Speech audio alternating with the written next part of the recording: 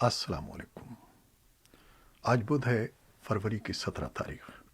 پاکستان میں اس شام کے 7، بھارت میں 7:30 اور یہاں ہمارے اسٹوڈیوز کی گھڑیوں میں صبح کے 9 بج رہے ہیں۔ وائس آف امریکہ واشنگٹن کی اردو سروس سے میں ہوں خالد حمید، خبروں کے ایک بلیٹن کے ساتھ۔ امریکہ کے صدر جو بائیڈن نے وعدہ کیا ہے کہ ایلیمنٹری اسکولوں میں سے اکثر ان کے اقتدار کے پہلے 100 دن مکمل ہونے سے پہلے ہفتے میں 5 دن کے لیے کھول دیے جائیں گے۔ انہوں نے اپنے اس ہدف کا اثر نو آغاز کیا ہے کیونکہ اس سے پہلے ان کے معاونین کو اس بات پر نکتہ چینی کا سامنا کرنا پڑا تھا کہ اگر اسکول ہفتے میں ایک دن بھی کلاسز میں بچوں کو پڑھائیں تو انہیں کھلا تصور کیا جائے گا۔ بائیڈن نے منگل کی رات امریکی ریاست ملواکی میں امریکی نیوز نیٹ ورک CNN کی ایک ٹاؤن ہال میٹنگ کے دوران گفتگو کی۔ ان سے بہت سے سوال اس بارے میں کیے گئے کہ وہ اسکول دوبارہ کیسے کھولیں گے۔ ٹاؤن ہال میں متعدد موضوعات پر بات ہوئی، جن میں چھوٹے کاروباروں کے تحفظ سے لے کر ویکسینیشن تک انتظامیہ کے اقدامات شامل تھے۔ بائیڈن نے کہا کہ جولائی کے آخر تک ویکسین کی 600 ملین ڈوزز موجود ہوں گی، جو ہر امریکی کو محفوظ کرنے کے لیے کافی ہوں گی۔ میانمار میں نظر بند لیڈر آنگ سان سوچی کی رہائی اور فوجی جرنیلوں کے خلاف جاری مہم میں شامل ہونے والے بدھ بھکشوؤں کے ایک گروپ نے منگل کے روز میانمار کی فوج کے خلاف مارچ کیا۔ مظاہرین نے جمہوری حکومت کے ہٹانے پر ملک بھر میں انٹرنیٹ کی بندش کے باوجود مسلسل دوسری رات بھی احتجاج جاری رکھا۔ میانمار میں انسانی حقوق کی صورتحال سے متعلق اقوام متحدہ کے خصوصی نمائندے ٹام اینڈریوز نے ایک تحریری بیان میں کہا ہے کہ فوج کی طرف سے مظاہروں کے خلاف کارروائیاں سابقہ فوجی حکمرانوں کے دور میں بڑے پیمانے پر ہونے والے قتل کے واقعات، جبری گمشدگیوں اور گرفتاریوں سے ممکنہ طور پر مماثلت رکھتی ہیں۔ انہوں نے کہا کہ منصوبہ بندی کے تحت ہونے والے احتجاجی مظاہروں اور فوج کی طرف سے کارروائیوں کے تناظر میں فوج کی طرف سے لوگوں کے خلاف بڑے پیمانے پر جرائم کا خطرہ خوفناک حد تک بڑھ گیا ہے۔ مغربی ملکوں نے میانمار میں فوج کی طرف سے حکومت کا تختہ الٹنے کے اقدام کی شدید طور پر مذمت کی ہے۔ چین نے بھی میانمار کی صورتحال پر تشویش کا اظہار کیا ہے۔ میانمار میں چینی سفیر چین ہائی نے منگل کے روز ایک بیان میں کہا کہ چین یہ بالکل نہیں چاہتا کہ میانمار میں ایسی صورتحال پیدا ہو جو آج کل دیکھی جا رہی ہے۔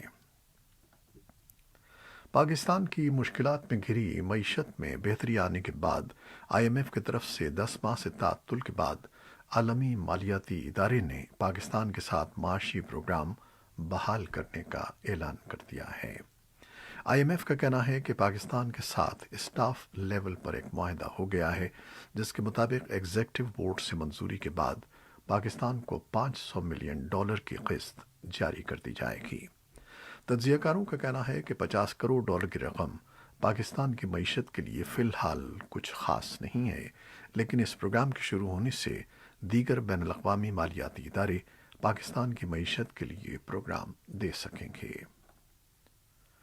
وزیر اعظم عمران خان کی جانب سے اعلیٰ عہدوں پر کام کرنے والے سرکاری افسران کے خلاف اظہار وجوہ اور تنبیہی اقدامات پر سرکاری حلقوں میں تشویش پائی جاتی ہے۔ سابقہ اعلیٰ سرکاری افسران کا کہنا ہے کہ وزیر اعظم کو اعلانیہ اقدامات لینے کے بجائے کارکردگی کا مظاہرہ نہ کرنے والے بیوروکریٹس کو بلوا کر بات کرنی چاہیے۔ دوسری جانب عوامی حقوق کے لیے کام کرنے والے غیر سرکاری اداروں نے وزیر اعظم کے اس اقدام کو سراہا ہے۔ پاکستان کے نوبل انعام یافتہ خاتون ملالہ یوسفزئی نے دھمکیاں ملنے پر سوال اٹھایا ہے کہ کالعدم تحریک طالبان کے ترجمان احسان اللہ احسان کس طرح فرار ہوئے اور وہ کس طرح سوشل میڈیا پر دھمکیاں دے رہے ہیں۔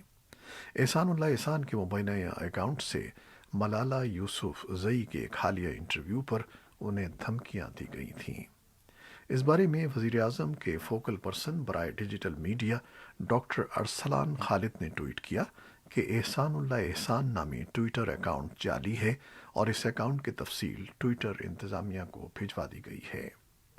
سوشل میڈیا پر ملالہ کو دھمکیاں دے جانے کے بعد ان کی حمایت اور مخالفت میں بہت سے ٹویٹ کیے جا رہے ہیں۔ نیوزی لینڈ نے افغانستان سے رواں برس مئی میں اپنی فوج کے مکمل انخلاء کا اعلان کیا ہے۔ نیوزی لینڈ کی وزیراعظم جیسنڈا آرڈن نے بدھ کے روز اعلان کیا کہ وہ افغانستان میں 20 سال سے جاری جنگ میں خدمات انجام دینے کے بعد وہاں تعینات اپنے باقی ماندہ فوجی اہلکاروں کو مئی میں وطن واپس بلا رہی ہیں۔ انہوں نے کہا کہ افغانستان میں نیوزی لینڈ ڈیفنس فورس کی 20 سال سے موجودگی کے بعد اب وقت آ گیا ہے کہ ہم بیرون ملک فوج کی تعیناتی ختم کریں۔ انہوں نے کہا کہ افغانستان کے اندرونی طاقتوں کے درمیان مذاکرات سے واضح ہوتا ہے کہ شورش زدہ ملک میں داخلی امن پائیدار سیاسی حل کے ذریعے ہی ممکن ہے، اس لیے افغانستان میں نیوزی لینڈ کی فوج کی مزید ضرورت نہیں ہے۔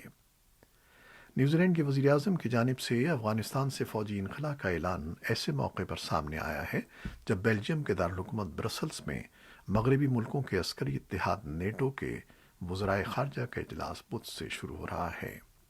اس اجلاس سے قبل نیٹو کے سربراہ نے پیر کو کہا تھا کہ افغانستان سے فوجی انخلاء مناسب وقت آنے پر کیا جائے گا۔ سن 2001 میں افغان جنگ کے آغاز کے بعد سے نیوزی لینڈ کے لگ بھگ 3500 فوجی اہلکار وہاں خدمات پیش کر چکے ہیں، جن میں اسپیشل فورسز کے علاوہ تربیت دینے والے ماہر افسران اور تعمیر نو کی ٹیمیں شامل ہیں۔ افغانستان کے قومی سلامتی کے مشیر کے دفتر کے ترجمان رحمت اللہ اندار نے کہا ہے کہ نیٹو کے وزرائے دفاع کی طرف سے افغانستان کے بارے میں ایسے فیصلے کی توقع ہے جو افغانستان میں موجود زمینی صورتحال پر مبنی ہو۔ ترجمان کا کہنا تھا کہ نیٹو افغانستان کا اہم اتحادی ہے اور دونوں فریقین کے درمیان ہونے والے معاہدے کی روح سے دہشت گردی کے خلاف جنگ اولین ترجیح ہے۔ ترجمان کا کہنا تھا کہ افغانستان کی سلامتی اور تحفظ افغان سیکیورٹی فورسز کی ذمہ داری ہے۔ افغان وزارت خارجہ نے ایک بیان میں افغانستان سے غیر ملکی فوجوں کے انخلاء سے متعلق نیٹو کے سیکریٹری جنرل یینس اسٹولٹنبرگ کے موقف کو سراہا۔ وزارت خارجہ کے ترجمان گرین ہیرٹ نے وائس آف امریکہ کو بتایا کہ وزارت خارجہ نیٹو کے سیکریٹری جنرل کے بیان کی تائید کرتی ہے، جس میں کہا گیا ہے کہ طالبان کو پرتشدد حملوں میں کمی کرنی چاہیے، امن مذاکرات میں نیک نیتی سے شرکت کرنی چاہیے اور دیگر دہشت گرد گروپوں سے رابطے ختم کرنے کے عہد پر کاربند ہونا چاہیے۔ وزارت خارجہ نے ایک بیان میں طالبان پر الزام عائد کیا کہ انہوں نے دوحہ میں طے ہونے والے سمجھوتے کی پاسداری نہیں کی ہے، اور یہ بات نہایت اہم ہے کہ اس معاہدے کی شرائط پورے کرتے ہوئے افغانستان میں 2 دہائیوں سے جاری امن کوششوں اور قربانیوں سے فائدہ اٹھایا جائے تاکہ ملک میں محنت سے حاصل کی گئی جمہوری اور انسانی حقوق کی روایات کو تحفظ فراہم کیا جائے۔ نیپال نے بھارت کی شمال مشرقی ریاست تریپورہ کے وزیر اعلیٰ بپلب دیب کے اس بیان پر سخت اعتراض کیا ہے کہ مرکزی وزیر داخلہ امت شاہ نہ صرف بھارت کی تمام ریاستوں میں بلکہ نیپال میں بھی بھارتیہ جنتا پارٹی کی حکومت تشکیل دینا چاہتے ہیں۔ نیپال کے وزیر خارجہ پردیپ کمار گیاولی نے کہا کہ حکومت نے اس سلسلے کی میڈیا رپورٹس دیکھی ہیں اور بھارتی حکومت کے سامنے اس پر باضابطہ طور پر اعتراض کیا گیا ہے۔ نیپال کی حکمراں اور اپوزیشن جماعتوں نے امت شاہ کے مبینہ بیان پر نکتہ چینی کی اور اسے نیپال کی خود مختاری کو نقصان پہنچانے والا قرار دیا۔ ریاستی بی جے پی نے وزیر اعلیٰ کے بیان کی حمایت کی ہے۔ بھارت میں روہنگیا پناہ گزین بھارت سے بھاگ رہے ہیں یا خفیہ مقامات پر چھپ رہے ہیں۔ انہیں خوف ہے کہ حکومت انہیں غیر قانونی طور پر ملک میں آنے پر گرفتار کر لے گی۔ گزشتہ ماہ کے دوران سیکیورٹی فورسز نے بھارت بھر میں بہت سے روہنگیا کو پکڑ کر جیل بھیج دیا ہے، جس سے میانمار میں تشدد سے بھاگ کر انڈیا آنے والے مسلم پناہ گزینوں میں خوف و ہراس پھیل گیا ہے۔ سینکڑوں روہنگیا گزشتہ چند برسوں سے مغربی بنگال میں رہائش پذیر تھے۔ اس صوبے میں بعض روہنگیا کی گرفتاری کے بعد گزشتہ ماہ سے وہ سب غائب ہو گئے ہیں۔ ان میں سے بہت سو نے بھارت کی دیگر ریاستوں میں پناہ لے لی ہے۔ بھارت کے زیر انتظام کشمیر کی صورتحال کا بنفس نفیس مشاہدہ کرنے کے لیے نئی دہلی میں تعینات 24 غیر ملکی سفارتکاروں کا ایک وفد بدھ کو علاقے کے 2 روزہ دورے پر سری نگر پہنچا۔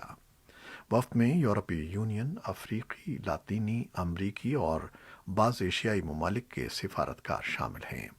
دورے کا اہتمام بھارت کی وزارت خارجہ نے کیا ہے اور جیسا کہ نئی دہلی اور سری نگر میں سرکاری ذرائع نے بتایا ہے کہ اس کا مقصد جموں و کشمیر میں حال ہی میں ضلعی ترقیاتی کونسلز کے لیے کرائے گئے کامیاب انتخاب سے علاقے کی صورتحال پر مرتب ہونے والے مثبت اثرات اور اس ہمالیائی خطے میں پائے جانے والے پرامن ماحول کو عالمی برادری کے سامنے اجاگر کرنا ہے۔ تاہم پاکستان اور استثواب رائے کا مطالبہ کرنے والے کشمیری جماعتوں کے اتحاد حریت کانفرنس نے اس طرح کے دوروں کے اہتمام کو عالمی برادری کو گمراہ کرنے کی بھارت کی کوششوں کا حصہ قرار دیا ہے، جبکہ بھارت میں حزب اختلاف کی بعض جماعتیں یہ کہتی ہیں کہ غیر ملکی سفارتکاروں کو علاقے کے دورے پر لے جانے کا یہ عمل بھارت کے کشمیر پر موقف کو کمزور بنانے کی وجہ بن سکتا ہے۔ شمال مشرقی بھارتی ریاست مدھیہ پردیش کے ضلع سدھی کے عہدیداروں کا کہنا ہے کہ مسافروں سے بھری ایک بس نہر میں گرنے سے بس میں سوار کم از کم 42 افراد ہلاک ہو گئے ہیں۔ اطلاعات کے مطابق بس میں گنجائش سے زیادہ مسافر سوار تھے۔ موقع پر موجود پولیس اور عینی شاہدین کا کہنا ہے کہ بس ضلع سدھی سے ضلع ستنا جا رہی تھی اور وہ ڈرائیور کے کنٹرول میں نہ رہی اور ایک پل عبور کرتے ہوئے نہر میں جا گری۔ ان کا کہنا ہے کہ بس پوری طرح پانی میں ڈوب گئی۔ مقامی عہدیداروں نے نہر کا پانی روک دیا تاکہ بچ جانے والے افراد کو نکالا جا سکے۔ ضلع سدھی کے ضلعی مجسٹریٹ رویندر کمار کا کہنا ہے کہ حادثے کے وقت بس میں اس کی 34 مسافروں کی گنجائش سے کہیں زیادہ مسافر سوار تھے۔ امریکہ کی کئی ریاستیں شدید سردی، یخبستہ ہواؤں، برف باری اور بارشوں کی زد میں ہیں، جبکہ مختلف حادثات میں کم سے کم 20 افراد ہلاک ہو گئے ہیں۔ کئی علاقوں میں بجلی کی فراہمی کے نظام میں خلل پڑنے سے لاکھوں افراد بجلی سے محروم ہیں۔ پیر سے جاری ایک سرد طوفان نے امریکہ کے زیادہ تر علاقوں کو اپنی لپیٹ میں لے رکھا ہے اور برف کی کئی انچ موٹی تہ جمنے اور بجلی کی فراہمی رکنے سے لاکھوں افراد شدید ٹھنڈ میں ایک ایسی صورتحال سے گزر رہے ہیں جس کا سامنا اکثر لوگوں کو پہلی مرتبہ کرنا پڑ رہا ہے۔ ایک اندازے کے مطابق اس وقت تقریباً 15 کروڑ امریکی موسم سرما کے طوفان یا اس کے ممکنہ خطرے کی زد میں ہیں۔ رپورٹ میں بتایا گیا ہے کہ امریکہ کے ساحلی علاقوں سے لے کر ٹیکساس اور الاسکا تک کے علاقے سردی کی شدید لہر سے متاثر ہوئے ہیں۔ برطانیہ میں سائنسدان ایک ایسی عالمگیر ویکسین بنانے کی کوشش کر رہے ہیں جو کرونا وائرس کی تمام اقسام کے خلاف مؤثر ثابت ہو۔ کامیاب تجربے کے بعد ایسی ویکسین اب سے 1 سال بعد استعمال کے لیے دستیاب ہو سکتی ہے۔